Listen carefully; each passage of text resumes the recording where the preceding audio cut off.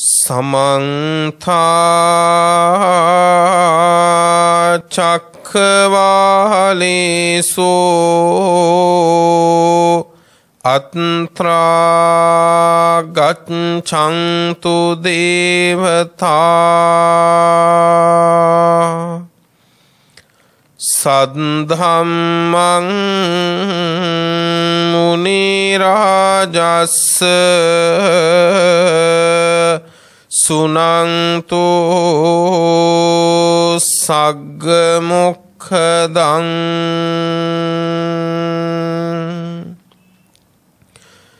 धम्मश्रवण कालो अयं भदन्ता धम्मश्रवण कालो अयं भदन्ता धम्मश्रवण कालो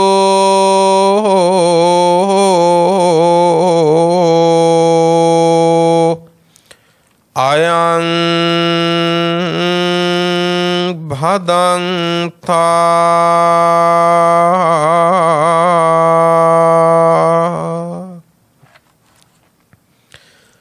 नमो तस् भगवतो अरहतो सम्मा सम्बुद्धस्स नमो तस् भगवतो अरहतो सम्मा सम्बुद्धस्स नमो तस् भगवतो अरहतो सम्मा सम्बुद्धस्स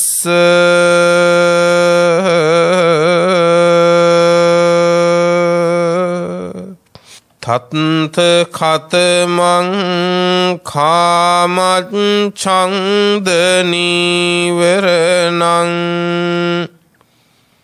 यो कामेषु कामच्छन्दो कामरागो कामनन्दि काम तन्हा काम सिनेहो काम परिलाहो काम मुच्चा कामज्जोसानं इदं वुच्चति कामच्छन्द निवरणं ती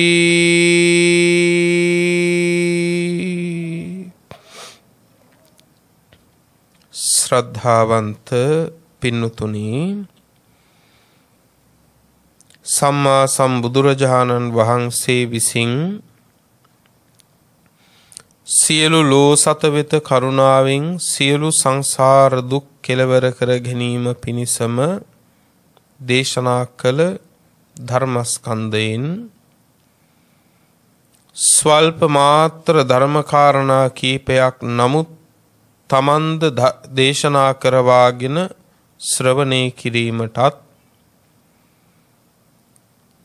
බෞද්ධ රූපවාහිනිය ඔස්සේ ධර්ම දානයක් ලෙසින් ලෝකයේ පුරාම විසුරුවා හැරීමටත් සූදානම් වන මොහොතයි. අද මේ උතුම් ධර්ම දානමය පින්කමේ පුණ්‍යවන්ත දායකත්වය ධර්මින් කටයුතු කරන්නේ අඩුක්කන වැල්ලව පදිංචි පින්වත් කීපී ධනවතී උපාසක මෑණියන් ඇතුළු පවුලේ පින්වන්ත සියලු දෙනා විසින් මේ පින්වන්ත පිරිස විසින් මුළු ලෝකයටම දිය හැකි උතුම්ම දානයයි පින්නතුනේ අද මේ වෙලාවේ බෙදා දෙන්නේ. මේ කවුරුත් අහලා තියෙනවා සියලුම දානයන් අතර පින්නතුනේ ධර්ම දානය අග්‍රයි කියලා. ඇයි එහෙම වෙන්නේ? වෙනත් යම්තාක් වූ දාන දෙනවනම් වෙනත් යම්තාක් වූ කුසල් සම්පාදනය කරනවනම් ඒ සෑම දෙයක්ම සිද්ධ වෙන්නේ පින්නතුනේ ධර්ම ශ්‍රවණය තුලින්. වෙන මොනවා දන් දුන්නත් දන් දෙන්න හිතක් පහළ වෙන්නේ බණ ඇහුවොත්ද නැද්ද? බණ ඇහුවොත්. සීලයක් සමාදන් වෙලා සීලයක් මනාකොට ආරක්ෂා කරන්න හිතක් පහළ වෙන්නේ බණ ඇහුවොත්ද නැද්ද? බණ ඇහුවොත්. වෙනත් ඕනෑම ආකාරයක පින් කුසල් රැස් කර ගන්නට හිතක් හරි පහළ වෙනවා නම් පහළ වෙන්නේ බණ ඇහුවොත් පින්නතුනේ.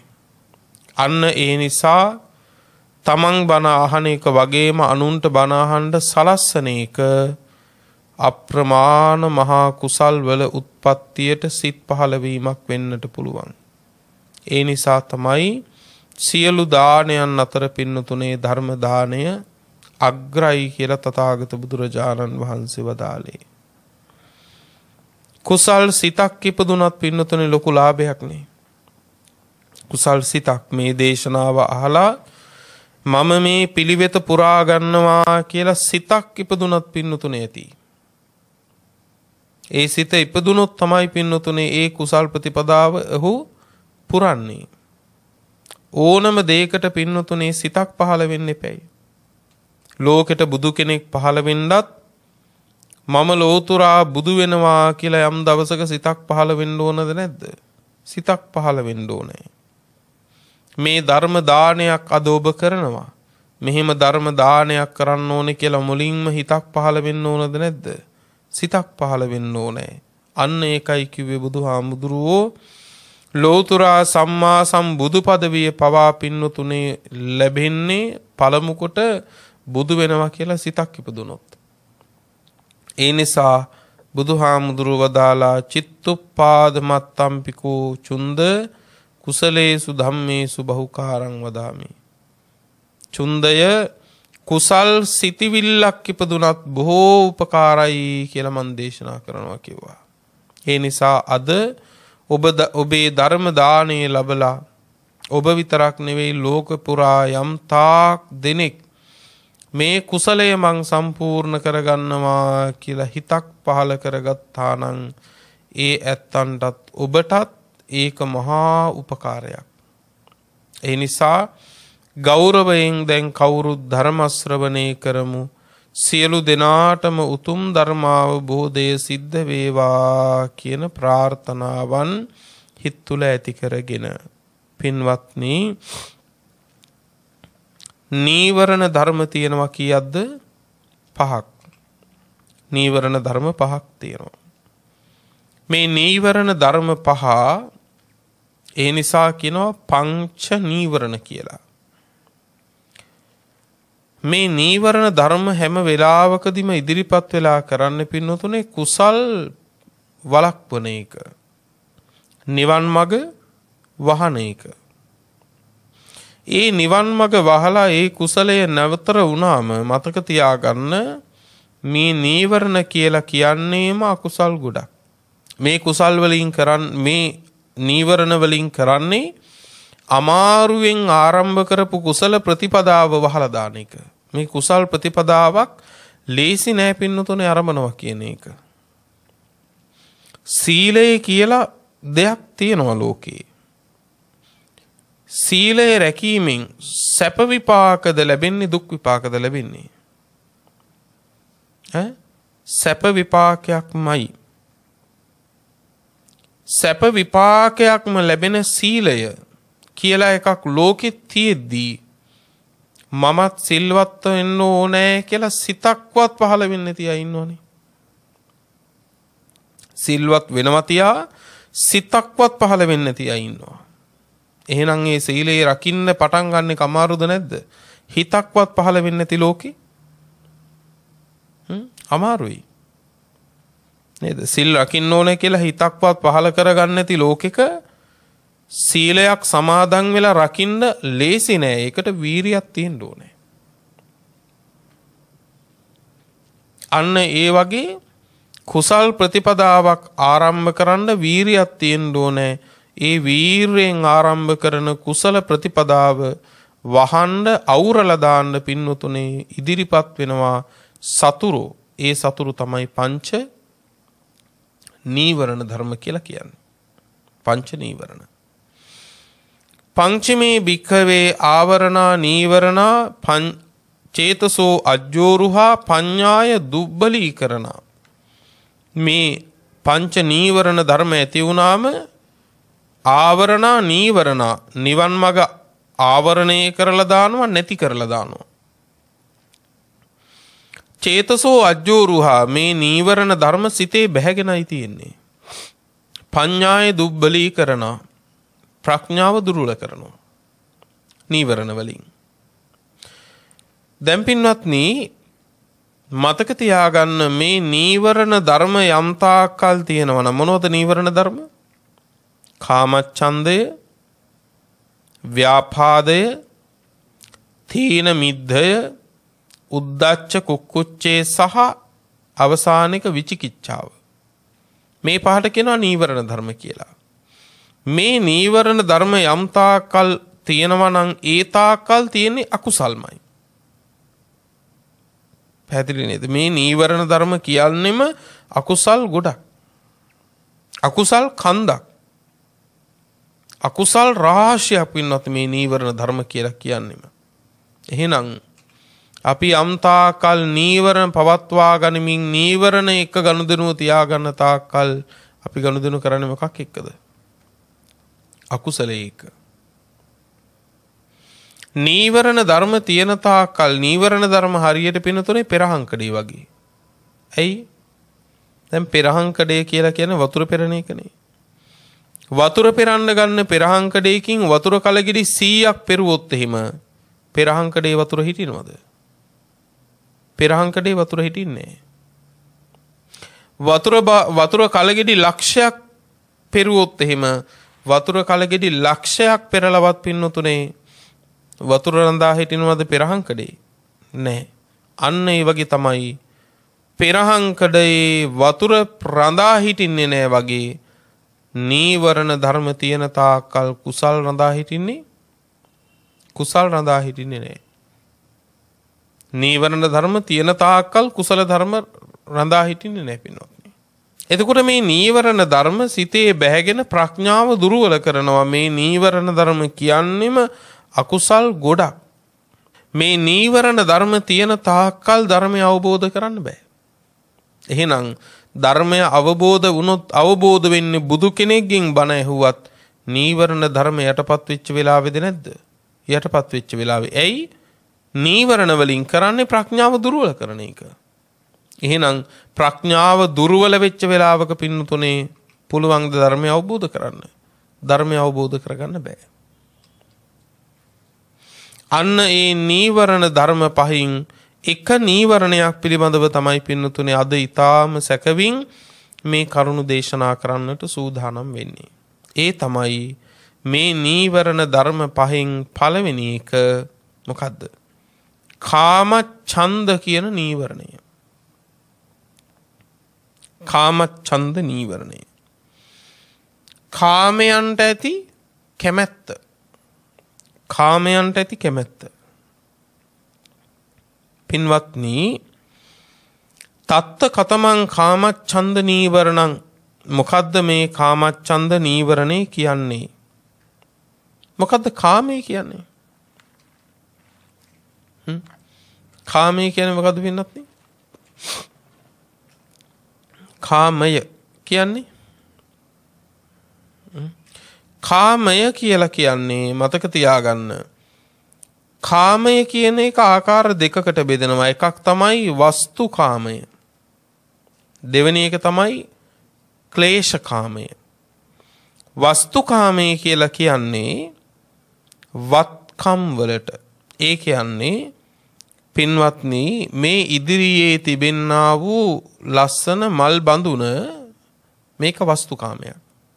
හැබැයි මේ මල් බඳුන කෙරෙහි අපේ සිතේ ඇතිවන යම් ඇලීම් සහගත ස්වභාවයක් හරි යම් අකමැති ස්වභාවයක් හරි තියෙනවනේ. ඒකට කියනවා මොකක් කියලාද? ක්ලේශකාමය. අපි හිතමු දැන් පුරුෂයෙක් ඉන්නවා ස්ත්‍රියක් ඉන්නවා. පුරුෂයාට ස්ත්‍රිය වස්තුකාමයක්. ස්ත්‍රියට පුරුෂයාත් වස්තුකාමයක්. හැබැයි එතන කියලා කියන්නේ කාමේ නෙමෙයි. එහෙනම් මොකද්ද? ඒ ස්ත්‍රිය කෙරෙහි පුරුෂයාගේ හිතේ ඇතිවන ලාමක සිතිවිල්ලක් තියෙනවානේ රාගයෙන් මිශ්‍ර වෙච්ච. ඒක තමයි කාමය කියලා කියන්නේ ක්ලේශකාමය. එතකොට බුදුහාමුදුරුවෝ අපිට පෙන්වන්නේ ඉදිරියේ ඉන්න ස්ත්‍රිය නසන්න නෙවෙයි. ඒ ස්ත්‍රිය කෙරෙහි ඇතිවන තමන්ගේ ලාමක සිතිවිල්ල දුරු කරගන්න කියලා. බලන්නකො මේ ප්‍රතිපදාව කොච්චර ලස්සනද? නේද? නතේ කාමායානි චිත්‍රානි ලෝකේ සංකප්ප රාගෝ පුරිසස්ස කාමෝ තිට්ඨන්ති චිත්‍රානි තතේව ලෝකේ අතෙත්ථ දීරා විනයන්ති චන්දං. ලෝකේ විචිත්‍ර විසිතුරු දේවල් තියෙනවා. ඒක කාමේ නෙමෙයි. එහෙනම් මොකද්ද? ඒ විචිත්‍ර විසිතුරු දේවල් පිළිබඳව පුරුෂයාගේ හිතේ ඇතිවන ලාමක සිතිවිල්ල තමයි කාමේ කියන්නේ. ඒ හින්දා බුදුහාමුදුරුව අපිට අවවාද කරන්නේ ලෝකේ විසිතුරු දේවල් විනාශ කරන්න එපා. කරන්න තියෙන එක දෙයයි ඒ කෙරෙහි තියෙන තමන්ගේ ලාමක හැඟීම දුරු කරගන්න කියලා. එතකොට පින්වත්නි කාම ඡන්ද නීවරණය කියලා මෙතන කියන්නේ අන්න අර වස්තුකාම තියෙනවනේ. ඒ වස්තුකාම පිළිබඳව ඇතිවන්නා වූ කාම ඡන්දෝ කැමැත්ත. පැහැදිලි නේද? අර වස්තුකාමයන් පිළිබඳව මොනවද වස්තුකාම කියන්නේ? ඇහැට පේන්න තියෙන රූප, කනට ඇහෙන්න තියෙන ශබ්ද ආදී බාහිර දේවල්. රූප, ශබ්ද, ගන්ධ, රස, ස්පර්ශනේ. අන්න ඒ කාම වස්තු කෙරෙහි ඇතිවන කාම ඡන්දෝ කැමැත්ත. ඔන්න කාම ඡන්ද නීවරණය කියන්නේ මොකක්ද එහෙනම්? කාම ඡන්ද නීවරණය කියන එක විස්තර කරනවා කාමයන් කාම සම්පත් කෙරෙහි ඇතිවන කැමැත්ත. කාම ඡන්දෝ කාම රාගෝ ඒ කාමයන් කෙරෙහි ඇතිවන මොකද්ද? රාගය. ඒ කියන්නේ ඇලීම. ඒ කාමයන් කෙරෙහි ඇතිවන ඇලීම. කාම නන්දි. කාම නන්දි කියලා කියන්නේ කාමෙන් සතුටු වෙන ගතිය.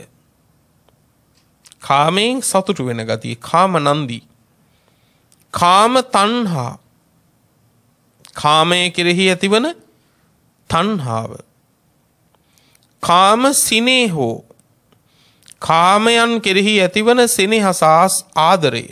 කාම මුච්ඡා. කාමයේ පිළිබඳව ඇති මත් බව, මත් වෙච්ච බව. කාමජ්ජාසානං. කාමය පිළිබඳව සිතේ තියෙන බැසගත්තු ස්වභාවය. අන්න ওই ටික තමයි මොකද්ද කියන්නේ? කාමච්ඡන්ද නීවරණය. එතකොට දැන් බුදුරජාණන් වහන්සේ පෙන්වන්නේ කාම වස්තුන් බැහැර කරන්න නෙමෙයි. කාම වස්තුනුත් බැහැර කරන්න වෙනවා යම් තැනකදී. හැබැයි බුදුහාමුදුරුවෝ පෙන්වන්නේ පළවෙනි දේ කාමයේත් ආස්වාදයක් නැත්තේ නෑ. කාමයේත් ආස්වාදයක් තියෙනවා නැත්තම් අපි මෙච්චර මේක ඇලිලා ඉන්නේ නෑනේ. ආස්වාදයක් තියෙනවා. හැබැයි කාමයේ ඒකාන්ත සැපයක් නෑ. කාමයේ ඒකාන්ත සැපයක් නෑ. එහෙනම් සෑම කාමයකින්ම උපදින සැපය පෙරලෙන්නේ මොකේද? දුකකට. පෙරලෙන්නේ දුකකට. ඕනම දෙයක් ඔබ බලන්න. අද අතීතේ ඔබ සතුටු වෙච්ච දෙයක් වෙත්නම් ඒක අද වෙනකොට පින්නතුනේ ඒකම දුකක් බවට පත් වෙලා නැද්ද කියලා. අද එහෙනම් යම් තාක් දෙයකින් කාමවස්තු හැටියට සතුට හොයනවා නම් ඕකම මතක තියාගන්න තව ටික කාලයක් යනකොට මොකක් වෙනවද? දුකක් වෙනවා. අතීතේ අපි හැමෝම නොඑක් සෙල්ලම් බඩු අරගෙන පින්නතුනේ සෙල්ලම් කළාද නැද්ද? සතුටු වුණාද නැද්ද? සතුටු වුණා. එදා අපිට තිබිච්ච ලොකුම කාම වස්තුව ඕකද නැද්ද? එදා අපිට වත්තේ තියෙන මහා දැවැන්ත අරටුව පිරිච්ච ගහ කාම වස්තුවක් වුණාද? එදාට අපිට ඒව වැඩක් නැහැ. නේ? ඒව අපිට වැඩක් නැහැ. කුඹුරෙන් ලැබෙන අස්වැන්න අපිට එදා කාම වස්තුව නේද? නෑ එදාට අපිට තිබිච්ච ලොකුම කාම වස්තුව තමයි අර සෙල්ලම් කරන්න ගන්න ප්ලාස්ටික් කෑලි ටික. හැබැයි එදා ආස්වාදය වින්ද ඒකෙන් අද ඔය ඇත්තන්ට වැඩිම දරුවෝ ඉස්සරහා ඥාතියෝ පිරිවරක් ඉස්සරහා මේ තමයි ඔය අතීතයේ සෙල්ලම් කරපු જાති කියලා පෙන්වුවොත් එහෙම අද දැනෙන්නේ සතුටක්ද ලැජ්ජාවක්ද? අද ලැජ්ජාවක් දැනෙනවා. දැන් තේරෙනවද එදා ලොකුම කාම වස්තුව වෙච්ච එක අද වෙනකොට ලැජ්ජාවක්. අද වෙනකොට එහෙම එකක් සිහි කරනවටවත් අපි කැමතිද? සිහි කරනවටවත් කැමති නැහැ. දැන් පේනවා නේද පින්වත්නි? ඒ නිසා බුදුහාමුදුරුවෝ පෙන්වන්නේ මේ කාමයේ අල්ප ආස්වාදයක් තියෙනවා. හැබැයි මේ ආස්වාදය හරීම ස්වල්පයි. හැබැයි ආදීනව බහුලයි කාමයේ. කාමයේ ආදීනව බහුලයි. ඒ නිසා බුදුහාමුදුරුවෝ වදාලා ඔය ඇත්තන්ට කොහොමද නිස්සරණ පඤ්ඤාය පරිබුංජි අත්තරින මනසකින් ඕවා පරිහරණය කරන්න කිව්වා. පැහැදිලි නේද? කාමයේ කෙරෙහි මත් වෙන්නේ නැතිව දැන් කියවනේ කාම මුච්ඡා කියලා එකක් තියෙනවා කියලා. කාමයේ මත් වෙන්න එපා. කාමයෙන් පිච්චෙන්න එපා. කාමයේ කෙරෙහි තණ්හාවෙන් බැඳෙන්න එපා. කාමයෙන්ම සතුටු වෙන්න එපා. කාමයේ බැහැගෙන ඉන්න එපා. මේවා අත්තරින්න වෙනවා, මේවා අනිත්‍යයි කියන එක තේරුම් අරන් හිත ගලවගෙන මේවා පරිහරණය කරන්න අපි පුරුදු වෙන්න ඕන. හිත ගලවගෙන පරිහරණය කරන්න පුරුදු වෙන්න ඕන. හරියට මොන වගේද? පාරේ යන බස් එකකට නැගපුවාම පින්නතුනේ නැගලා ඉවර වෙලා බහින තැනට ආපුවාම අපි මොකද කරන්නේ? බැහැලා යනවා. අනේ මං ඉඳගත්තු සීට් එක මේක මට අරන් යන්න ඕන කියලා කියනවා. අපි එහෙම කියන්නේ නැහැ. මං ආපු බස් එකේ ඒ නිසා මේ බස් එක මට ඕන කියලා එකක් තියනවද? නෑ. හැබැයි පින්වත්නි ඒ ගමන් කරන ටික වෙලාවට හරි පින්නතුනේ ඒ සංඥාව මගේ බස් එක මගේ වාහනය කියන සංඥාව ගත්තට පස්සේ මොකද වෙන්නේ? වෙන වාහනයක් ඉස්සර වෙලා ගියත් පින්නතුනේ කේන්ති යනවා. පේනව නේද සංඥාව වැරදුනාම? නේද? සංඥාව වැරදුනාම පින්වත්නි ඇලීම් ගැටීම් උපදිනවද නැද්ද? ඇලීම් ගැටීම් උපදිනවායි. අයි අයෝනිසෝ මනසිකාරය. නිමිත්ත පිළිබඳව අයෝනිසෝ මනසිකාරය. ඒකයි. එතකොට දේශනාවේ මේක විස්තර කරනවා මේ කාමච්ඡන්දේ කියලා කියන්නේ න කත්තු කාමෙතා ඡන්தோ න ධම්මච්ඡන්தோ. යමක් කරන්න තියෙන කැමැත්තවත් ධර්මයට තියෙන කැමැත්තවත් නෙවෙයි. සමහර අය කියනවා හාමුදුරුවනේ එතකොට ධර්මයට තියෙන කැමැත්තත් ආසාවක් නේද කැමැත්තක් නේද කියලා. ඔව් ඒකත් ඡන්දයක් තමයි. හැබැයි ඒක ධර්මච්ඡන්දයයි. ඒක කාමච්ඡන්දේ නෙමෙයි. ඒ ධර්මච්ඡන්දේ තුල වැඩෙන්නේ කුසලය. එතන අකුසලයේ වැඩෙන්නේ අකුසලයේ වැඩෙන්නේ නැහැ. නීවරණ වැඩෙන්නේ නැහැ. ධර්මයට තියෙන කැමැත්ත පින්වත්නි ඒක නීවරණේ වඩන්නේ. ඒ නිසා ධර්මච්ඡන්දය කියන්නේ කාමච්ඡන්දේ නෙමෙයි. දෙක කත්තු කාමෙතා. යමක් කරන්න තියෙන කැමැත්ත. නාන්න තියෙන කැමැත්ත. උයන්න තියෙන කැමැත්ත. ඒක පින්වත්නි යමක් කරන්න තියෙන කැමැත්ත. ඒක කාමච්ඡන්දේ නෙමෙයි. හැබැයි උයපු එකේ රසයට තියෙන කැමැත්ත. ඒක මොකද්ද? ඒක කාමච්ඡන්දේ. නාන්න තියෙන කැමැත්ත කාමච්ඡන්දේ නෙමෙයි. හැබැයි නාලා හැඩවෙන්න තියෙන කැමැත්ත ඒක මොකද්ද? ඒක කාමච්ඡන්දේ. දැන් මේක තේරෙනව නේද හොඳට? නාන්න තියෙන කැමැත්ත කාමච්ඡන්දේ නෙමෙයි. නමුත් නාලා හැඩවෙන්න තියෙන කැමැත්ත ඒක කාමච්ඡන්දේ. උයන්න තියෙන කැමැත්ත කාමච්ඡන්දේ නෙමෙයි. හැබැයි උයපු දෙයට තියෙන කැමැත්ත මොකද්ද? කාමච්ඡන්දේ. කාමච්ඡන්දේ. ගහක් හදන්න තියෙන කැමැත්ත කාමච්ඡන්දේ නෙමෙයි. හැබැයි හදපු ගහට තියෙන කැමැත්ත මොකද්ද වෙනන්නේ? කාමච්ඡන්දේ. දැන් තේරෙනව නේද එහෙනම්? ඒකයි කිව්වේ න කත්තු කම්මිතා චන්දෝන ධම්මච්ඡන්දෝ. යමක් කරන්න තියෙන කැමැත්තවත් ධර්මයට තියෙන කැමැත්තවත් නෙවෙයි කාමච්ඡන්දේ කියන්නේ. කාමච්ඡන්දෝ ඒව නීවරණං කාමච්ඡන්ද නීවරණං. කාමයට තිබෙන්නා වූ කැමැත්තමයි පින්වත්නි මෙතන කාමච්ඡන්ද නීවරණේ කියලා කියන්නේ. කුමක් නිසාද මේ කාමච්ඡන්ද නීවරණේ ඇති වෙන්නේ? අත්ති වික්කවේ සුබ නිමිත්තං තත්ත අයෝනිසෝ මනසිකාර බහුලීකාරෝ අයමාහාරෝ අනුප්පන්නස්සවා කාමච්ඡන්දස්ස උපාදාය uppannස්සවා කාමච්ඡන්දස්ස බීයෝ භාවාය වේපුල්ලාය. මහණෙනි සුබ නිමිත්තක් කියලා එකක් ලෝකේ තියෙනවා. අත්ති වික්කවේ සුබ නිමිත්තං.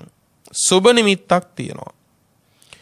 ඒ සුබ නිමිත්ත පිළිබඳව අයෝනිසෝ මනසිකාර බහුලීකාරෝ සිහියෙන් නුවණින් යුක්තව මෙනෙහි නොකිරීම තමයි පින්වත්නි නූපන් කාමච්ඡන්දය උපදින්නත් උපදින කාමච්ඡන්දේ වැඩි වෙන්නත් හේතුව. මොකද්ද සුබ නිමිත්ත කිව්වේ? මොකද්ද සුබ නිමිත්ත කියන්නේ? දැන් මේ මල් බඳුන ලස්සනයිද නැද්ද? ලස්සනයි. ලස්සනයි නම් ලස්සනයි කියලා සිතෙන්නෙම සුබ නිමිත්තක් හැටියට ගත්ත නිසා.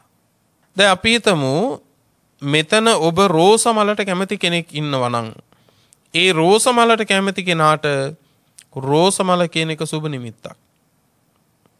රෝස මල් පෙන්වන්න බැරි කෙනෙකුට රෝස මල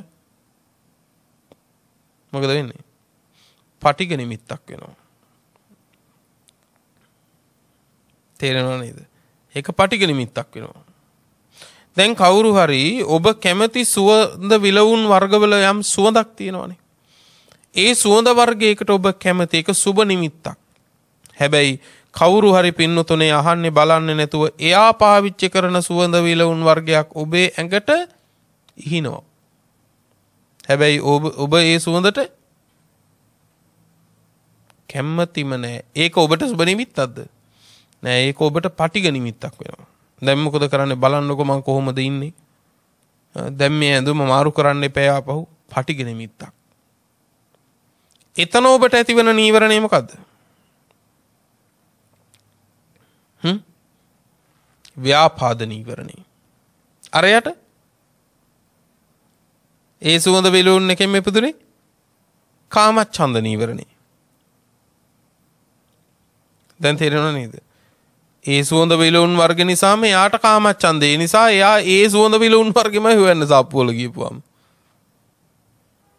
නෑ මේක නෙමෙයි කියලා සාප්පු සංකීර්ණේ කොච්චර සුවඳ විලවුන් තිබ්බත් එයා ඒ කැමති සුවඳ හොයන්නේ එයාගේ කාමච්ඡන්දය. තව කෙනෙක් අරන් ඉවරලා මෙන්න මේක සුවඳද බලන්නකො මේක සුවඳ නැද්ද කියලා එයා ඔබට දුන්නම අපෝ මේක කොහොමද නහයත් තියාගෙන ඉන්නේ. ඔන්න ඒකම ඔබට මොකක් වෙනවද? ව්‍යාපාදයට හේතුවක් වෙනවා. පටිඝ නිමිත්තක් වෙනවා. පටිඝ නිමිත්තක් වෙනවා. අන්න අහවලා හරි හොඳ මිනිස්සෙක් කියලා කිව්වම ඔන්න කාමච්ඡන්ද ස්වභාවයක්. තව කෙනෙක් අප්පු මට ওই මිනිස්සයා නම් පෙන්වන්න බෑ කියනවා. එතකොට එයා ඒ මිනිස්සයා මරයට පටිඝ නිමිත්තක් නේ. මතක් වුණත් කේන්ති යනවා. දැන් තේරෙනව නේද එහෙනම් පින්වත්නි එකම වස්තුව ගැන ඒ පුද්ගලයා එක්කෝ ඇලීම උපද්දවන්නේ එක්කෝ ගැටීම. තවත් සමහර අය ඉන්න උපේක්ෂාවක්. ඉතින් කමක් නැහැ. ඒ සුවඳ දා එන එකත් කමක් නැහැ. මේ සුවඳ දා ඒකත් කමක් නැහැ. එයාලා මැදහත් ඕන එකක්. නේ. ඔයා මොන මල් වර්ගයකටද කැමති ඇහුවොත් මෙයාගෙන ඒක වෙනසක් නැහැ. ඉතින් ඕනම එකක් කමක් නැහැ. උපේක්ෂාවකට පැමිණෙනවා. මැදහත් භාවයකට. නේද? දැන් එතකොට සුබ නිමිත්ත කියලා කිව්වේ මොකද්ද එහෙනම්? ඇහැට පේන දෙයක් හරි කනට ඇහෙන දෙයක් හරි මොකක් හරි ප්‍රිය වූ ස්වභාවයක් තියෙනවානේ. දැන් කවුරු හරි වීණාවක් වාදනය කරනවා. දැන් අපි ඉස්සෙල්ලා කතා කරේ ඇහැට පේන දේ, නහයට දැනෙන දේ. ඊළඟට දැන් අපි හිතමු වීණාවක් වාදනය කරනවා. හැබැයි ඒක ඉතාම ලස්සනට වාදනය කරනවා නම් අපිට සුබ නිමිත්තක්. හැබැයි මේ වීණාව අහන්න බැරි කටෝර විදිහට පින්වත්නි සුසර කරනවා නම් පින්වත්නි නාද කරනවා නම් අපිට ඒක අපෝ මොකද්ද මේක මහ සද්දේ කියලා අපි පටිගයක්. පටිග නිමිත්තක්. දැන් සුබ නිමිත්ත කියන්නේ ඇහැට පේන කනට ඇහෙන නාසයට දැනෙන ආදී විදිහට තමන්ට කැමැත්ත උපදින ඇලීම උපදින ආස්වාදයක් ගෙනල්ලා දෙන ශබ්දයක් හරි රූපයක් හරි ගඳ සුවඳක් හරි රසයක් හරි ස්පර්ශයක් හරි. ඕකට කියන තමයි කියන්නේ සුබ නිමිත්ත. හැබැයි ඒ සුබ නිමිත්ත පිළිබඳව සිහිනුවණින් තොරව මෙනෙහි කළොත් පින්නතුනේ අන්න ඒ මෙනෙහි කිරීම නිසා තමයි මොකද්ද උපදින්නේ? කාමච්ඡන්දේ. ඇයි? ලස්සනම ලස්සන මල් බඳුන උනත් මේ ලස්සන ඊළඟ මොහොතේ නැති වෙලා යනවනේ. ලස්සනම ලස්සන කෙනෙක් උනත් මොහොතක් ගානේ මෙයාගේ මේ ලස්සන විකෘති වෙලා යනවනේ. ලස්සනම ලස්සන වීණානාදයක් වුණත් මේ වීණානාදය කියන්නේ ඇත්තටම තියෙන දෙයක් නෙවෙයිනේ ලෝකේ. වීණානාදනේ කියලා නාදේ කියලා එකක් තියෙනවා නම් මේ නිකන් ඇහෙන්න ඉපේ. එහෙම එකක් නැහැ. ඔන්න යෝනිසෝ මනසිකාරයෙන් මෙනෙහි කරන කෙනාට, ඒ කියන්නේ සිහියෙන් නුවණින් මෙනෙහි කරන කෙනාට තමයි ওই ටික තේරෙන්නේ. කොච්චර ඇලුනත් රෝස මලට රෝස මලත් පර වෙනවා. කොච්චර ඇලුනත් පිච්ච මලට පිච්ච මලත් පර වෙනවා. අසවලාට මම කොච්චර ඇලිලා ගැලිලා බැඳිලා මැරෙනකොට එකට මැරෙමු කියලා හිටියත් පින්නතුනේ ඒක ඒ විදිහට වෙන්නේ නෑ. මොන්න තරම් කැමති වුණත් පින්නතුනේ කිස් ටික පැහෙනවා දත් ටික හැලෙනවා. ඔන්න ඔය සිහිනුවණින් යුක්ත මෙනෙහි කිරීමට ආවොත් යම් දවසක එදාට කාමච්ඡන්දය උපදින්නේ. එහෙනම් සුබ නිමිත්ත පිළිබඳව අයෝනිසෝ මනසිකාරයෙන්ම කල්පනා කිරීම තමයි පින්නතොනේ කාමච්ඡන්දය උපදින්න ප්‍රධානම හේතුව ආහාරය. පැහැදිලි නේද මේ කියන දේ? ඊළඟට කියනවා කොහොමද මේ කාමච්ඡන්දය දුරු කරන්නේ? කාමච්ඡන්දේ දුරු කරන්න හේතු වන දේ තමයි අත්ති භික්කවේ අසුබ නිමිත්තං තත්ත්වයෝනිසෝ මනසිකාර බහුලීකාරෝ. දැන් අතන කිව්වේ මොකද්ද? අත්ති භික්කවේ කාමයේ ඇති වෙන්නේ කොහොමද කාමච්ඡන්දේ? සුබ නිමිත්ත පිළිබඳ සිහිනුවණින් යුක්තව මෙනෙහි නොකිරීම. කාමච්ඡන්දය දුරු කරන්නේ කොහොමද? උපන් කාමච්ඡන්දය දුරු කරන්නේ නූපන් කාමච්ඡන්දය නූපදවාම ඉන්නේ කොහොමද? සුබ නිමිත්ත නෙමෙයි අසුබ නිමිත්ත තියෙනවනේ. අසුබ නිමිත්ත පිළිබඳව යෝනිසෝ මනසිකාරයෙන් බලන්න ඕන. ඒ කියන්නේ මනා සිහිනුවණින් යුක්තව මෙනෙහි කරන්න ඕනේ. අසුබ නිමිත්ත පින්වත්නි ඒක තමයි ප්‍රධාන ආහාරය. මොකද්ද? අසුබ නිමිත්ත පිළිබඳව සිහිනුවණින් යුක්ත මෙනෙහි කිරීම. ඊළඟට දේශනාවේ කියනවා පින්වතුනේ මේ කියන කාමච්ඡන්දේ දුරු වෙන්න උපකාර වෙන කාරණා 6ක් පිළිබඳව. පැහැදිලිද? පළවෙනි එක තමයි මොකද්ද? ප්‍රධානම දේ තමයි අසුබ නිමිත්ත පිළිබඳව යෝනිසෝ මනසිකාරය. එසේ යෝනිසෝ මනසිකාරයෙන් ඉන්න ශ්‍රාවකයාට ඒ කාමච්ඡන්දේ දුරු කර ගැනීම පිණිස උපකාර වන්නා වූ කාරණා තියෙනවා 6ක් තවත්. පළවෙනි එක තමයි පින්වත්නි අසුබ නිමිත්තස්ස උග්ගහෝ. අසුබ නිමිත්තස්ස උග්ගහෝ. අසුබ නිමිත්ත ඉස්සෙල්ලා ඉගෙන ගන්න ඕන. අසුබ නිමිත්ත දැනගන්න ඕන. දැන් අසුබ නිමිත්ත පිළිබඳ යෝනිසෝ මනසිකාරයෙන් පවත්වන්න කිව්වේ කාමච්ඡන්දේ දුරු වෙන්න නම් අසුබ නිමිත්ත ඉගෙන ගන්න ඕන ඉස්සෙල්ලාම. අසුබ නිමිති කීයක් තියෙනවද? අපි අහලා තියෙනවනේ පින්වත්නි දස අසුබ කියලානේ. දස අසුබ. මොනවද දස අසුබ? පළවෙනි එක තමයි පින්නතුනේ උද්ධමාතකය. මේ ඊටාම සැකවින් කරන දේශනාවක්. පළවෙනි එක තමයි උද්ධමාතකය. උද්ධමාතක කියලා කියන්නේ මැරිලා හුලම් පුරවපු මයින්හම වගේ පින්නතුනේ පිම්බිච්ච ඉදිමිච්ච මලකඳ. ඔය තමයි පළවෙනි අසුබ නිමිත්ත. පැහැදිලි නේද? පළවෙනි අසුබ නිමිත්ත මොකද්ද? මැරිලා හුලම් පුරවපු මයින්හම වගේ ඉදිමිච්ච පිම්බිච්ච මලකඳ තමයි පින්වත්නි පළවෙනි එක. ඒ පිළිබඳ යෝනිසෝ මනසිකාරය තියෙන්න ඕන. යෝනිසෝ මනසිකාරයෙන් ඒ දිහා බැලුවොත් තමයි හිතෙන්නේ මොකද්ද? මොකද්ද හිතෙන්නේ පිටත්? දැන් මෙරිලා ඉදිමිච්ච මලකඳක් දැක්කම ඒ මලකඳ පිළිබඳ යෝනිසෝ මනසිකාරය. ඒ කියන්නේ සිහිනුවණින් මෙනෙහි කරපුත් එහෙම ඒ සිහිනුවණින් මෙනෙහි කරන කෙනාට වැටහෙන කාරණේ මොකද්ද?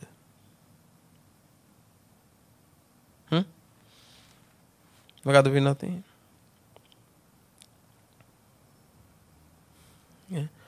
අයම්පිකෝ කායෝ ඒවං භාවී ඒවං ධම්මෝ ඒතං අනතීතෝති.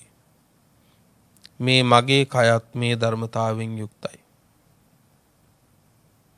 මගේ කයත් මෙන්න මේ ස්වභාවයටම පත් වෙනවා. මේ ස්වභාවය ඉක්මවා ගිහින් නැහැ. ඕක Tamanට තේරෙනවා. හැබැයි ওই ටික තේරෙන්නේ කොහොම හිටියොත්ද? ඔය කාරණේ පිළිබඳ සිහි නුවණින් මෙනෙහි කළොත්. එහෙනම් මල කඳන් වලට කර තියපු අයටත් මැරෙනවා කියලා තේරෙන්නේ නැත්තේ ඇයි? මල කඳන් ඉස්සුවත් සිහි නුවණ නැහැ. නේ? අප්‍රමාණ දීපල හරි හම්බ කර දුක් මහන්සියෙන් හරි හම්බ කරපු අයත් මැරිලා ගියානම් දාලා ඒවා ලැබෙන අයට සිහි නුවණ නැත්තේ ඇයි මේ? එහෙනම් මටත් අරන් යන්න හම්බෙන්නේ හම්බ කරපු අයත් අරන් ගියේ නැත්තම් නිකන් ලැබිච්ච මං කොහොම අරන් යන්නද කියන එක සිහියට එන්නේ නැත්තේ ඇයි? සිහි නුවණින් මෙනෙහි කිරීම නැහැ. නේද පින්වත්නි? ලෙඩ වෙලා පණුව ගහලා එකතෙන් වෙච්ච ලෙඩු දැක්කම අපි කොහොමද කියන්නේ? අනේ මෙහෙම එකක් නම් කාටවත් වෙන්න එපා කියලා ප්‍රාර්ථනාවක් තියෙනවා. එච්චරයි. එක්කෝ කියනවා ඊටත් වඩා බරපතල කතාවක් ඔය දුක විඳ ඉන්නවට නම් වඩා හොඳයි මැරිලා යන එක කියලා. එහෙම කියන කෙනෙක් මෛත්‍රියක් වඩන්නේ කොහොමදයි?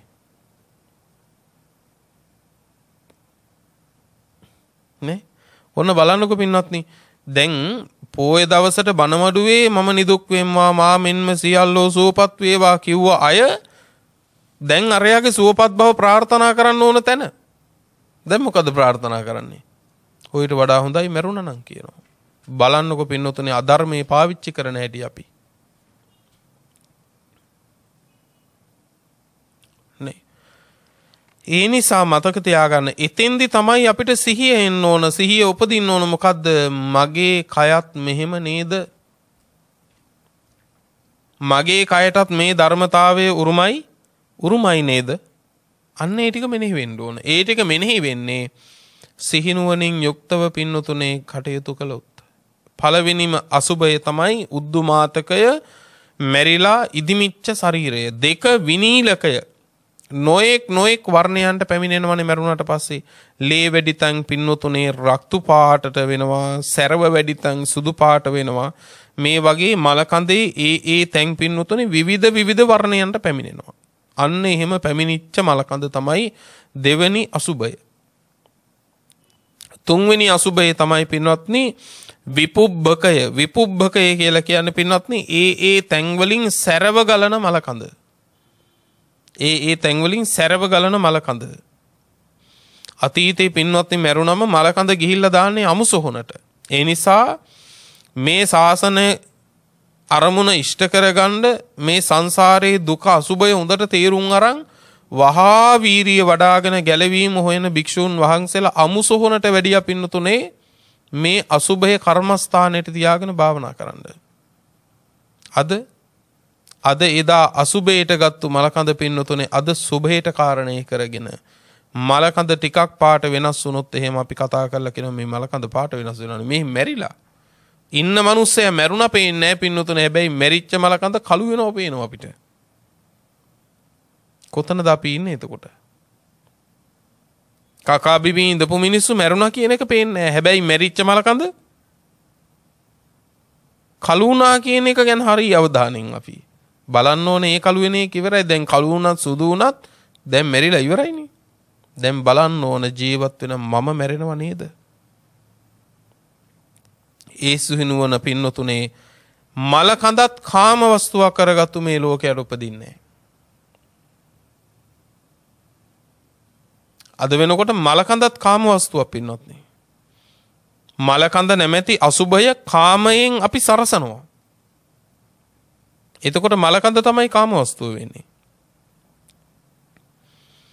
ඊළඟ එක තමයි විච්ඡිද්දකය කියලා කියන්නේ කෑලි දෙකකට වෙන් වෙච්ච ශරීරය. ඊළඟ එක වික්ඛායිතක සතුන් විසින් කාපු ශරීරේ කවුඩෝ සිවල්ලු කබරයෝ මේ සත්තු ඇවිල්ලා පින්නතුනේ මේ ශරීරේ කනවා මලකඳ. ඒක තමයි පින්නතුනේ වික්ඛායිතක කිව්වේ. වික්කිත්තක කියලා කියන්නේ ඊළඟ අසුභය සත්තු ඒ තැන්වල කෑලි කෑලි ඇද දානවා. ඒක තමයි පින්නත්නේ වික්කිත්තක කියලා කිව්වේ. ඊළඟට හත වික්කිත්තක දඬුවම් කරලා මරපු මලකඳක් හරි කෑලි කෑලි වෙන් වෙලා අත කොහෙවත් කකුල කොහෙවත් මේවා කෑලි කෑලි වලට වෙන් වෙච්ච ශරීරයකට තමයි කිව්වේ හත වික්කිත්තක කියලා. ඊළඟට කිව්වා ලෝහිතක ලේ ගලන මලකඳ. පුලවක පණුවන් ගැවසිච්ච මලකඳ. අවසානයේක අට්ටික ඇටසැකිල්ල. ඇටසැකිල්ල.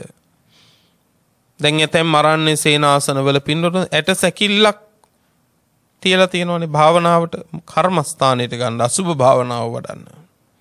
මෙන්න මේක තමයි අසුබ නිමිත්ත. මේ අසුබ නිමිත්ත ඉගෙන ගන්න ඕන. මේ අසුබ නිමිති පිළිබඳව මනස පැවැත්විය යුතු මනසින් ගත යුතු ආකාර 11කුත් දේශනාවේ කියනවා. වර්ණ වශයෙන්, ලිංග වශයෙන්, සංඨාන වශයෙන්, පිහිටීම් වශයෙන් ඒ කියන්නේ දිසතෝ දිසා වශයෙන්, ඕකාසතෝ අවකාශ වශයෙන්, පරිච්ඡේදතෝ පරිච්ඡේද වශයෙන් මේ විදිහට ආකාර 11කින් පින්වත්නි ඉගෙන ගන්න ඕනේ අසුභය අසුභ නිමිත්ත පිළිබඳව මේ කාරණා 11ට අනුව පින්වත්නි අපි ඉගෙන ගන්න ඕන කියනවා. ඒ තමයි පළවෙනි මේක පින්වත්නි කාරණා 6න් අසුභ නිමිත්තස්ස උග්ගහෝ අසුභ නිමිත්ත ඉගෙන ගන්න ඕන. 2 අසුභ භාවනානු යෝගෝ. අසුභ නිමිත්ත ඉගෙන ගත්තට විතරක් මදි. අසුභ භාවනාව වඩන්න ඕනේ. අසුභ භාවනාව වඩන්න ඕන පින්වත්නි. අසුභ භාවනාව වැඩිවෙ නැත්නම් පින්වත්නි ඒක ප්‍රයෝජනෙ ලබන්න බෑ. කරුණු දැනගත්තට විතරක් ප්‍රමාණවත් නෑ. ඊළඟ කාරණී කියනවා පින්වත්නි මොකද්ද? ඉන්ද්‍රියේසු ගුත්තද්වාරතා. ඇස කන නාසාදී ඉඳුරන් ටික සංවර කරගන්න ඕනේ. ඇයි? ඒ ඇස කන ආදීන් ගන්න අරමුණු ටිකනේ කාම වස්තු හැටියට පින්වත්නි අපි අරගෙන කාමච්ඡන්දය ඇති කරගන්නේ. ඒ නිසා ඇස කන නාසාදී ඉන්ද්‍රියන් ටික සංවර කරගන්න ඕනේ. ඉන්ද්‍රියේසු ගුත්තද්වාරතා. ඊළඟ එකට භෝජනේ මත්තඤ්ඤුතා. ප්‍රමාණය දැනගෙන ආහාර ගන්න ඕනේ. කනවා වැඩි වුණාම මොකද වෙන්නේ පින්වත්නි? මේ හැම එකක්ම පින්වත්නි හරි අදාළයි ධර්මමාවතීදී. කෑම අධික මාත්‍රව ගත්තම පින්වතුනේ ධාතු කුපිත වීමෙන් රාගේ වැඩි. රාගේ උපදිනවා වැඩි. භික්ෂූන් වහන්සේලාට රාත්‍රී භෝජනයේ වළක්වන්න හේතු එකක් ඕක. පැහැදිලි නේද? අධිකව ආහාර ගත්තම පින්වත්නි රාගේ වැඩි වෙනවා. ඉතින් කාමච්ඡන්දේනේ. කාමච්ඡන්දේ වැඩි. එතකොට ඒ නීවරණයක් සකසෙන්න ඒක හේතුවක්. ඒ නිසා ප්‍රමාණයට කන්න. ප්‍රමාණයට කන්න. හැබැයි මේක තමයි ප්‍රමාණය කියලා ඒ ප්‍රමාණය හැමෝටම ගලපන්න හදන්න එපා. එක එක්කෙනාගේ කුසේ ප්‍රමාණ එක එක විදිහයි. අනුන්ගේ බඩවල් වල ප්‍රමාණය දැනගන්නවට වඩා හොඳයි තමන්ගේ කුසේ ප්‍රමාණය දැනගෙන ආහාර ගන්න එක. ඒක තමයි භෝජනයේ මත්තඤ්ඤුතාවය. ඊළඟ එකට කියනවා කල්යාණ මිත්තතා. අර අසුභය පිළිබඳව කරුණු උගන්වන අසුභ කර්මස්ථානයේ දෙන සසරේ කාම ඒ කියන්නේ කාමච්ඡන්දේ දුරු වෙන විදිහට පින්නතුනේ අවවාද කරන අනුශාසනා කරන කල්යාණ මිත්‍රයන්ගේ ඇසුර අපිට තියෙන්න ඕනේ. පැහැදිලිද? කවුරු හරි කෙනෙක් කාමච්ඡන්දයෙන් කාමයේ පස්සෙම දුවන කෙනෙක් නම් අපිට ඇසුරට ඉන්නේ. නොබෝ කාලයක් යනකොට පින්නතුනේ අපිත් ඒ කාමච්ඡන්දෙටම අහු වෙන්න තියෙන ඉඩකඩ වැඩි. අවසාන කාරණේ තමයි සප්පාය කතා. අසුභය නිස්සාර භාවය වැටහිලා කාමච්ඡන්දේ දුරු වෙන විදිහට කරුණු අහන්න අපිට ලැබෙන්න ඕනේ. අමතක කරන්න එපා. මේක හොඳට මෙනෙහි කරගන්න පුළුවන් පින්නතුනේ ඔබ ඔය ඇඳගෙන ආපු සුදු වස්ත්‍රය කොච්චර පිරිසිදුවට තිබුණද? ඔය ලස්සන සුදු වස්ත්‍රය දේශනාව ඉවර වෙලා ගෙදර ගිහිල්ලා පින්නතුනේ ගලවලා බලනකොට පෙනේ ඔබේ කයේ හැටි. ඇයි? ඔච්චර ලස්සන සුදු වස්ත්‍රය කිලුට උනේ මොකේ ස්පර්ශ වෙලාද? මේ කයේ ස්පර්ශ වෙලා. එහෙනම් මේ විදිහමයි සෑම කයක්ම කියන එක හොඳට තේරුම් ගන්න පුළුවන් සිහිනුවණින් බලන කෙනෙකුට. පින්වත්නි, මේ කාරණා සපුරා ගත්තොත් නූපන් කාමච්ඡන්දේ නූපදවාමින්දත් උපන් කාමච්ඡන්දේ වහා දුරු කරගන්නත් අපිට පුළුවන්. කාමච්ඡන්දාදී නීවරණ දුරු වුණොත්මයි මේ ශාසන ප්‍රතිපදාව සුවසේ පූර්ණත්වයටපත් වෙන්නේ. හැම දිනාට උතුම් නිවන පිණිස මේ දේශනාව උපකාර වේවායි ප්‍රාර්ථනා කරමින් මේ දේශනාව නිමාවටපත් කරනවා. අද මේ දේශනාවේ පින්වන්ත දායකත්වයේ ධර්මින් කටයුතු කරන්නට යෙදුනේ අඩුක්කන වැල්ලව පදිංචි කේ.පී. ධනවතී උපාසක මෑණියන් ඇතුළු පවුලේ පින්වත් සියලු දෙනා විසින් අරමුණු අතරට එක්වෙන්නේ වසර 34කට පෙර මියගිය අඩුක්කන වැල්ලව පදිංචිව සිටි කේ.පී. පියදාස දයාබර ස්වාමි පුරුෂයාට පින්පෙත් අනුමෝදන් කරලීමත්, තල්විට පදිංචිව සිටි මණිකා උපාසක මහත්මාට සහ දීනා උපාසක මෑණියන්ටත්, ඉපලව ඉබ්බාගමුවේ විසූ ලීලාවතී උපාසක මෑණියන්ටත්, අපවත් වී වදාළ දරණාගම කුසල ධම්මනායක මාහිමියන් වහන්සේටත්, මියගිය සියලු ඥාතීන්ටත්, අපවත් වී වදාළ මහ සංඝරුවනටත්, මියගිය සියලු රණවිරුවන්ටත් පින්පෙත් අනුමෝදන් කරලීමට බලාපොරොත්තු වෙනවා. දේශකයාණන් වහන්සේටත් සිත පතනවා වගේම බෞද්ධ මාධ්‍ය ජාලයේ වත්මන් සභාපති ගෞරවාර්හ බොරලන්දේ වජිරඥාන ස්වාමීන්ද්‍රයන් වහන්සේටත් සියලුම කාර්ය මණ්ඩලයටත් ආශිර්වාද ප්‍රාර්ථනා කරනවා. සෑම සියලු දෙනාටම උතුම් නිවනින් සැනසීම වේවා කියලා ප්‍රාර්ථනා තබනවා. පින්වත්නි, රැස් කරගත් උදාර කුසල් නමින් මියගිය සියලු ඥාතීන්ට අපි අනුමෝදන් කරමු. ඒ සියල්ලෝ මේ පින් අනුමෝදන්ව සැපවත් වෙත්වා, ජාත්‍යාදී දුකින් මිදෙත්වා, නිවනින් සැනසෙත්වා කියලා සාදු කියලා පින් අනුමෝදන් කරමු. දේශනාවේ දායකත්වයේ දරූ පින්වන්ත ඔබටත්, ධර්ම ශ්‍රවණය කළ හැමටත් නිදුක් නිරෝගී භව, චිරජීවනයේ සැප ජීවනයේ උදා වේවා. බුද්ධාදී උතුමන් නිවුණු සැනසුණු අමා මහ නිවන මේ කුසල බලයෙන් අපටත් ලැබේවා කියලා සාදු කියලා ප්‍රාර්ථනාවන් ඇති කර ගනිමු. ලොව සසුන සුරකින්න සියලු සම්මා දිට්ඨික දිව්‍ය රාජ මණ්ඩලයටත් මේ පින් ලැබේවා. ප්‍රාර්ථනීය බෝධීන් මුදුන්පත් කරගෙන උතුම් නිවනින් දෙවියෝද සැනසෙත්වා කියලා සාදු කියලා දෙවියන්ටත් පින් අනුමෝදන් කරමු.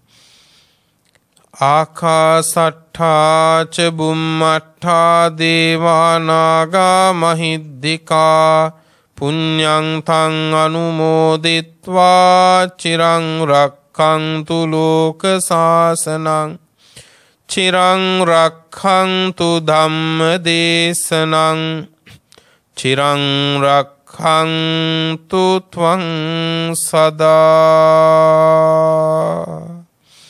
පුරා අවුරුදු 25ක් ලෝතුරා සම්මා සම්බුදුරජාණන් වහන්සේ ළඟ ඉඳලා උන්වහන්සේට සියාතින් උපස්ථාන කළ අග්‍ර උපස්ථායක වූ මහා පිං ඇති ආනන්ද මහරහතන් වහන්සේ පින්වතුනේ මෙහෙම ප්‍රාර්ථනාවක් කළා.